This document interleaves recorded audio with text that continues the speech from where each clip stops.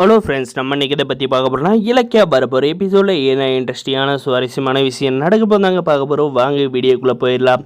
இந்த பெரிய பெருச்சாளி பார்த்திங்கன்னா ரொம்பவுமே டென்ஷனில் இருக்காங்க. எதனாலன்னு பார்த்தீங்கன்னா, நம்மளுடைய கார்த்தி சார் பார்த்தீங்கன்னா இந்த பைரவி நான் எங்களுக்கு மட்டும்தான் சாப்பாடு ஆர்டர் பண்ணியிருக்கேன், உனக்கெல்லாம் ஆர்டர் பண்ணல, நீங்கள் இங்கே கிளம்பலாம், அதுக்காக மரியாதை கேட்டுரும் அப்படின்ற மாதிரி சொல்லிட்டு இருந்தாலும் பார்த்தீங்கன்னா, நான் தூக்கி வளர்த்த பையன் என்னவே ஏற்று பேசுகிறானே, இதுக்கெல்லாம் காரணமான அந்த ஆஞ்சலியை சும்மாவே விடக்கூடாது, அவளை எவ்வளோ நம்பினேன் அப்படின்ற மாதிரி அவங்க பாட்டுக்கு பைத்தியம் முடிச்ச மாதிரி பேசிக்கிட்டு இருக்காங்க. அதுவும் போக பார்த்தீங்கன்னா, இந்த அஞ்சலியை அந்த வீட்டுக்குள்ளே கொண்டு வந்ததே இந்த இலக்கியா எப்படியாவது அவளை வச்சு வீட்டை விட்டு துரத்தலான்னு தான். ஆனால் இந்த இலக்கியா போகிற போக்க பார்த்தா இந்த அஞ்சலியை வீட்டை விட்டு துரத்துன மாதிரி நம்மளும் வீட்டை விட்டு துரத்திடுவாளோ அப்படின்ற மாதிரி யோசிக்க ஆரம்பித்தாங்க. அதுக்கப்புறம் பார்த்திங்கன்னா அவக்குள்ளே அவள் என்ன பேசுகிறான்னு பார்த்தீங்கன்னா, நான் இந்த வீட்டில் இருக்க வரைக்கும் நான் அந்த இலக்கியாவை இந்த வீட்டில் வாழ விட மாட்டேன், நான் ஒருத்தியே போதும், இந்த இலக்கியாவை இந்த வீட்டை விட்டு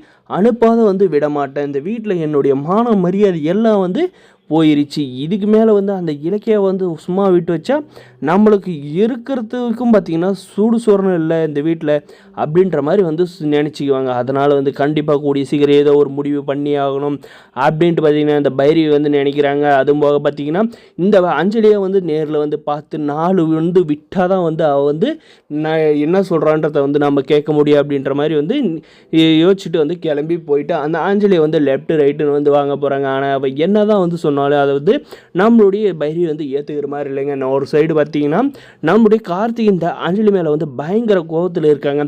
இந்த அஞ்சலியை எப்படியாவது மறந்தே ஆகணும் அப்படின்றதுல உறுதியாக இருக்காங்க. நம்ம இலக்கியா என்ன தான் மாமா பொண்ணு, அவள் என்றைக்கே ஒரு நாள் திருந்திருவா, மாமா கொடுத்த தண்டையில், அதனால் நீங்கள் எதுக்கு கவலைப்படாதீங்க, ஒரு காலத்தில் நீங்கள் சேர்ந்து வாழுவீங்க, அவளை ஜெயிலுக்கெல்லாம் அனுப்ப தேவையில்லை அப்படின்ற மாதிரி சொல்கிறாங்க.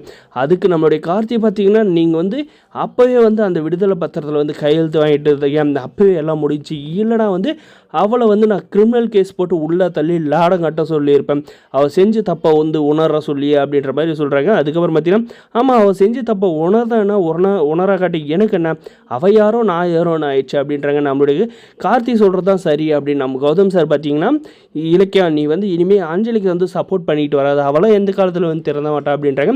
நம்மளுடைய ஜானி அம்மா என்ன சொல்கிறாங்கன்னு பார்த்தீங்கன்னா, இலக்கியா கௌதம் நம்மளுடைய சந்தோஷம் நீங்கள் வீட்டுக்கு வந்த சந்தோஷம் இருக்கிற வாளிக்குள்ளேயே அந்த அஞ்சலி பெரிய துரோகத்தை பண்ணிட்டு போயிட்டா, இந்த வீட்டில் மறுபடியும் சந்தோஷம் நிலைக்கணும்னா அது நீங்கள் ரெண்டு பேரும் மனசு வச்சாதான் முடியும் அப்படின்ற மாதிரி சொல்கிறாங்க. அது எதனால் பார்த்தீங்கன்னா, நம்ம இலக்கியாவும் கௌதம் நம்ம ஜானி அம்மா நினைக்கிற மாதிரி நீங்களும் நினச்சிங்க. மறக்காத இந்த வீடியோக்கு லைக் பண்ணுங்கள், மறக்காத சப்ஸ்கிரைப் பண்ணுங்கள். தேங்க்ஸ் ஃபார் வாட்சிங் கைஸ்.